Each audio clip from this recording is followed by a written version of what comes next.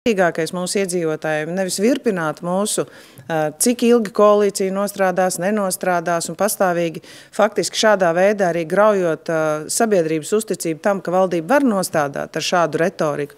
Mēs strādājam, mēs darām, es pastāvīgi koordinējos. Man, sagatavojoties šai preses konferencei, pirms slēgtās sēdes bija arī sazina ar Eiropadomes vadītāju. Es strādāju gan starptautiskā līmenī, gan Eiropas līmenī, gan arī šajā iekšēji politiskajā līmenī. Es no savas puses izdarīšu visu. Ja kādam gribēsies gāzt valdību, tad viņi varēs būt atbildīgi par to, ka šādā ģeopolitiskā situācijā viņi to izdara. Un tad viņiem būs jāatbild mūsu vēlētāju un iedzīvotāju priekšā. Sīkāk izskaidrošot savu valdības uzrāviena 4x4 prioritātes, piemēram, solījumu līdz gada beigām par 25% samazināt birokrātiju.